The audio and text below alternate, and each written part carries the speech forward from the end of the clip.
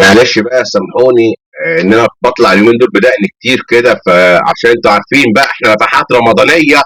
والواحد بقى يعني انت على طول تلاقيه ماسك السبحه كده ودقنك رمضان بقى، زي البنات كده والستات اللي هم بيسيبين شعرهم ويجوا في رمضان تلاقيها حافظه الاشارب او لابسه حته، عامله حته من، يعني عاملاه كده اي كلام. عايز تقول لك ايه؟ اصل شعري في صيام رمضان، في نهار رمضان بيفطر، بس بعد ما افطر بالليل بخلع ببقى بشعري، يعني النقيض للنقيض. ما فرقتش يعني، تربي دقنك في رمضان وانت هتحجبي في رمضان، وخلاص رمضان كل سنه وانتم طيبين. مش موضوعي، نرمي دي بقى خالص. مش الموضوعي.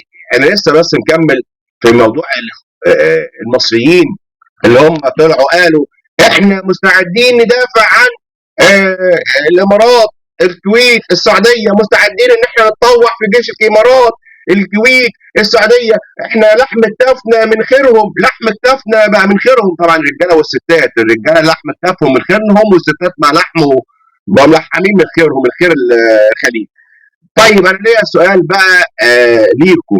هو طبعا يعني اغلب اللي بيقول هخش الجيش ده هربان من الجيش، ودفع ومعدي سن قانوني بتاع الجيش، ودفع المصالحه، فيعني ما دخلش جيش مصر، ما خرجش جيش مصر، وعاوز يخدم في جيش الدوله العربيه اللي قاعد فيها، اللي يقول لحم التافه من خيره. لحم التافه من خيرهم يعني. طيب ليه سؤال بقى. افرض لا قدر الله اللي حصل ان مصر حصل لها ودخلت حرب، وقالت انا عايزه اولادي، ويا ريت ولادي يبقوا موجودين ويدافعوا عن مصر. حضرتك هتنزل من السعوديه ولا الكويت ولا الامارات ولا عمان ولا قطر ولا اي دوله تانية من دول اوروبا، هتنزل تدافع عن مصر وتلبس البدله العسكريه وتدافع عن ارض مصر؟ لا. هتقول لا. هتقول لك وانا مالي يا عم؟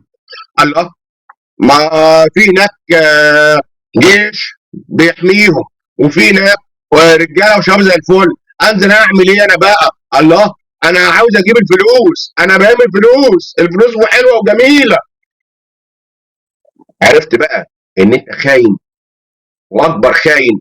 وعلى فكره الخليجيين هناك بيقولوا على المصريين خونه. اه والله بيقولوا عليكم خونه، وان انتوا ما تعشوش، وان اسوأ جاليه هي الجاليه المصريه. عرفت بقى يا اللي قاعد هناك بره مين الاحسن؟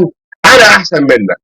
انا عايش هنا في بلدي وفي خير بلدي، والحمد لله ماشي تحت قياده رئيسنا رئيس عبد الفتاح السيسي، وبلدي وبحبها وبعزها، وهفضل في بلدي لحد ما اموت واتدفن في بلدي، وهدافع عن بلدي، ويوم ما تطلبني بلدي تحت امرها، روحي فداها، لان مصري. اما انت عمرك ما كنت مصري، انت اكبر كاين، انت اكبر عميل بجد.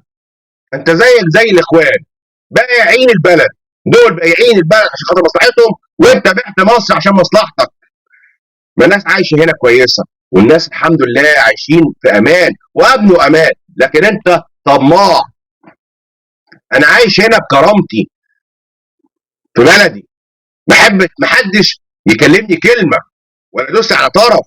اما انت هناك معروف مبدأك ايه؟ عريها عشان تطريها وتعيش.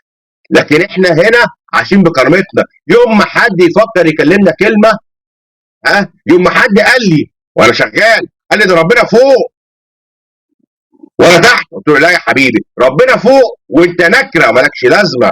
يوم ما حد بص لي بصه، اصحاب شغل بصوا لي بصه، قلت لهم شغلكم عندكم. اما انت بتداس عليك وبتشتم وبتناحل وبتضرب بالجزم، من بتوع الخليج، وبتقول لهم حاضر نعم عشان خاطر ايه؟ لقمه العيش يا زميلي. لازم استحمل، اعمل ايه؟ اعمل ايه؟ لكن ايه؟ عرفت بقى مين اللي عنده كرامه؟ احنا عندنا هنا في بلدنا كرامه. انت بقى ما عندكش اسلوب الكرامه.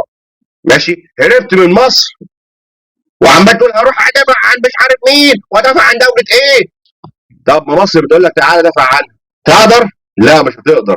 ها، ده زي ما كنت بتعمل هنا اساليبك القذره، من انك تبقى عصفوره وتبقى خاين وتزر وتبيع، بتعمل نفس الكلام ده هناك.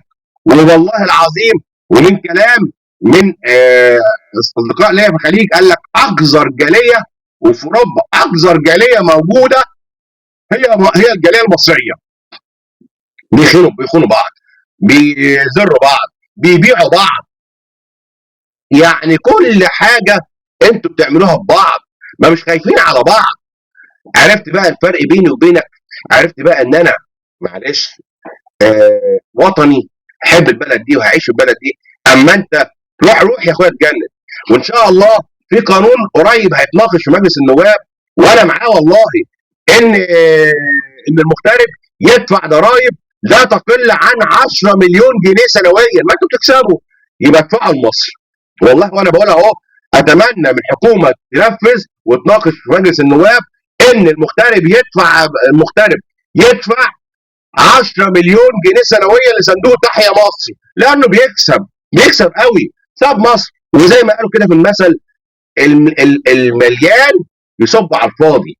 فطالما احنا هندافع عن ارضنا وبنحب ارضنا وقاعدين في بلدنا، وانت بره بعتها، لا يا حبيبي، ادفع بقى الثمن ان احنا هندافع على بلدنا. فهمت ولا ما فهمتش؟